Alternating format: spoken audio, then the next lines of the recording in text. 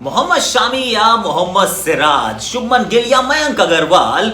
अब जब बीच में आईपीएल रुक गई है तो मेगा ऑक्शन कब करवा पाएगा बीसीसीआई? क्या आधे रास्ते में श्रेयस अय्यर वापस बन पाएंगे दिल्ली कैपिटल्स के कप्तान? There are a lot of your सवाल्स, इट्स टाइम फॉर माय जवाब।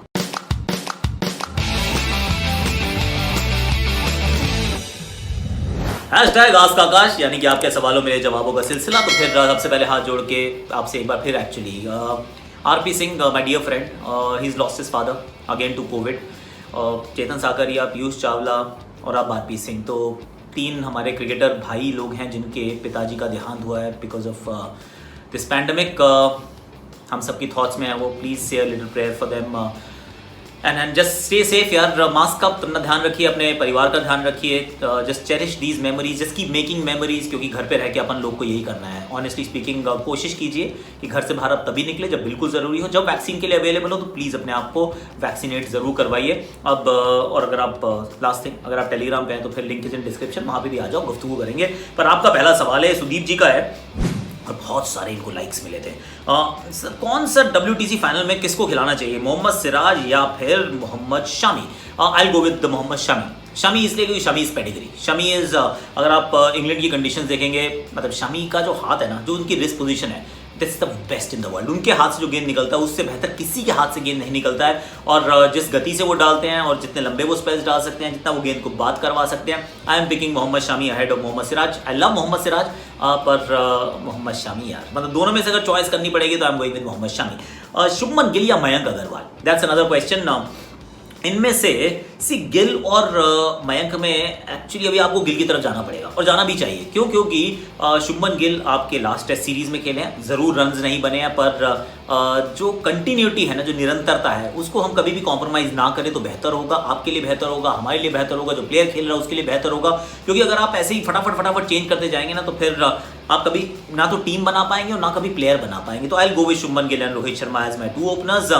सो गिल और मयंक में गिल, सिराज और शामी में शामी। दूसरा सवाल ये है, क्रिक लेजेंड्स का है। ये पूछ रहे हैं कि भाई why did the world class bowlers like Shami and Bhuvi fail to make an impact in the first half of the IPL? I don't know यार। एक्चुअली भुवी का तो इंजरी का समस्या रही है। हमने देखा है जब भी वो गेंदबाजी कर रहे थे तो he was not bowling at his 100%, 130, 132, उसी में अपने एक्सपीरियंस का इस्तेमाल करके गेंदबाजी कर रहे थे। थोड़ा सा अपने आप को होल्ड बैक कर रहे थे and then he got injured, then he came back.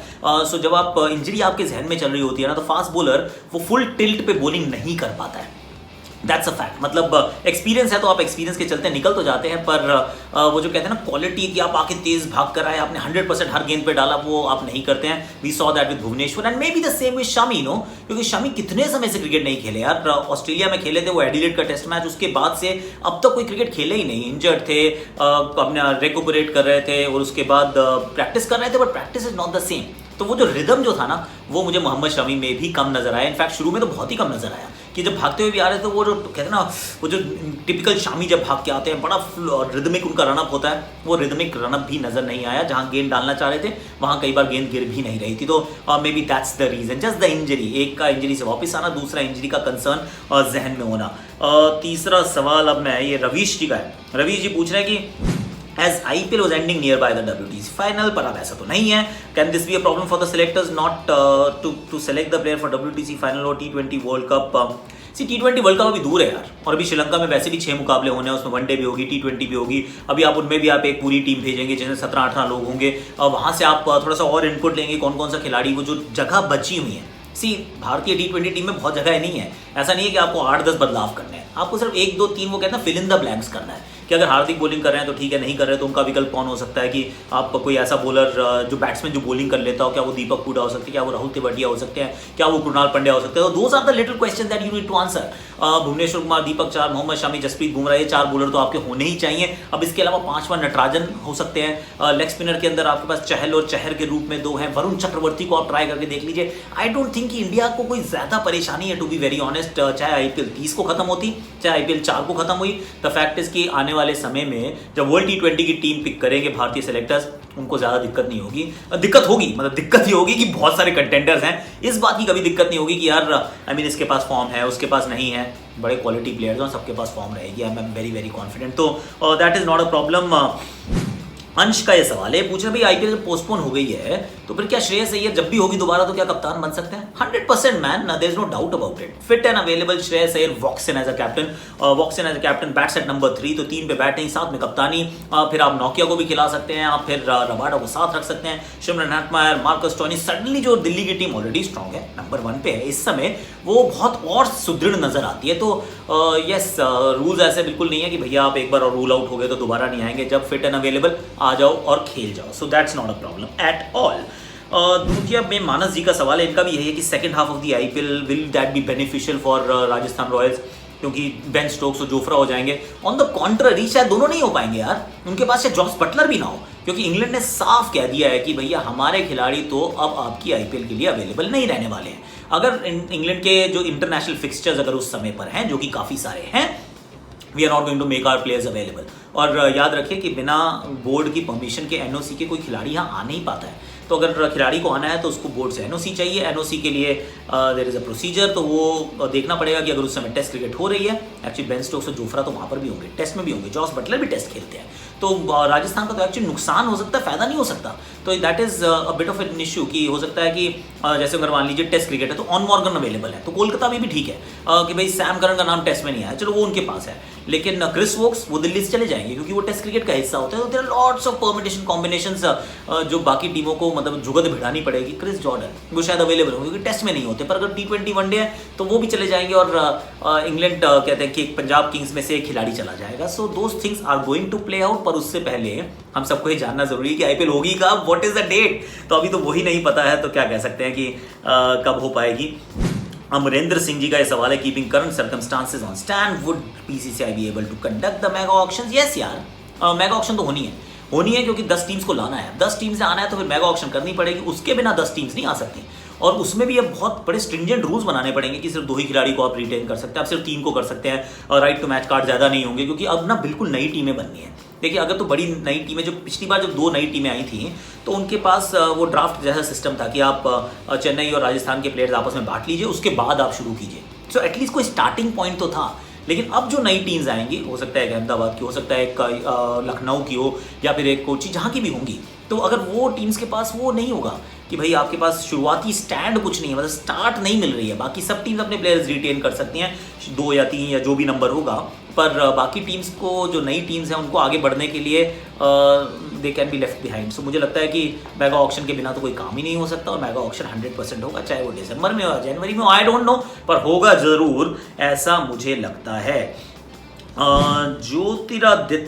Jyotiraditya पूछ रहे हैं राठौर साहब ये कि I wanted to ask, wanted to find out from you that replacements are called.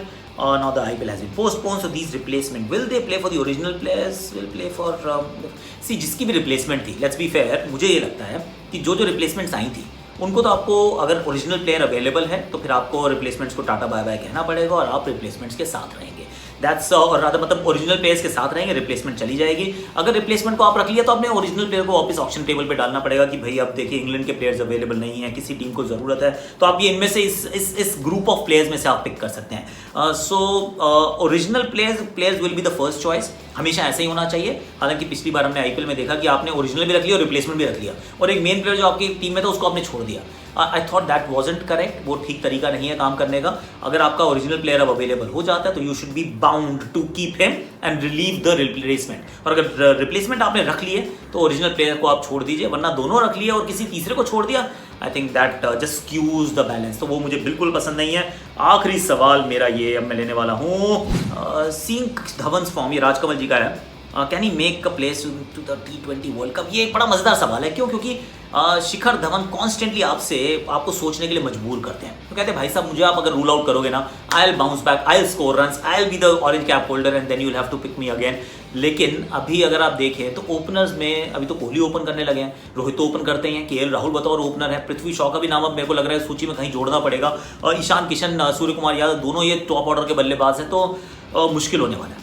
Runs बनाए हैं, आई थिंक ये श्रीलंका के अंदर भी थोड़ा सा और क्लैरिटी आ जाएगी कि आप उनको T20 टीम में रखेंगे। अगर रख रहे हैं तो हो सकता है वो कप्तान ही होंगे, अगर वो कप्तान है और फिर वो रन बना देते हैं तो फिर देन यू कांट इग्नोर है, क्योंकि एक इतने सीनियर खिलाड़ी के साथ ना थोड़ा रिस्पेक्ट की भी ज़रूरत रहती है कि अगर आपने उनको टीम में रखा है, पहला मैच खिलाया, फिर 4 मैच में ड्रॉप कर दिया, दैट्स नॉट करेक्ट नो। अगर आपने उनको रखा है तो फिर आप उनको प्रॉपर उनकी रिस्पेक्ट, उनको जो डिजर्व करते हैं वो दें, और अगर आपने नहीं रखना है तो फिर क्लियर कट एक मैसेज दे दें कि Shikhar Dhawan, your T20 career, I am really sorry, we are really sorry, but we are moving on. लेकिन अगर आप बीच में कहीं छोड़ देंगे ना कि ना तो उनको पता चल रहा है, कभी आप पिक करते हैं, कभी आप उनको ड्रॉप करते हैं, नहीं, दैट्स नॉट फेयर। मतलब शिखर धवन के साथ ऐसा होगा तो, और मेरे दिल से, मुझे दिल में बहुत दुख होगा, मैं दर्द होगा कि एक अच्छे खिलाड़ी के साथ, एक सीनियर खिलाड़ी के साथ आपका व्यवहार जो है वो सही नहीं है। Selection non selection I am okay with everything, पर व्यवहार जो है वो कंसिस्टेंसी वो बहुत ज़रूरी है। तो उसकी उम्मीद करेंगे कि भारतीय सेलेक्टर्स जब भी टीम पिक करते हैं तो वो वाली चीज़ ध्यान में रखेंगे। पर at this point in time I do not see Shikhar Dhawan playing, मतलब 11 में नाम मेरा, मुझे उनका नाम मुझे आता हुआ अभी नज़र नहीं आ रहा है। But then things can change in Indian cricket, ये होता है बार बार। अभी के लिए इतना ही, take care of yourself. Like कीजिए, शेयर कीजिए, सब्सक्राइब कीजिए, कॉमेंट कीजिए, नोटिफिकेशन घंटी बजा दीजिए।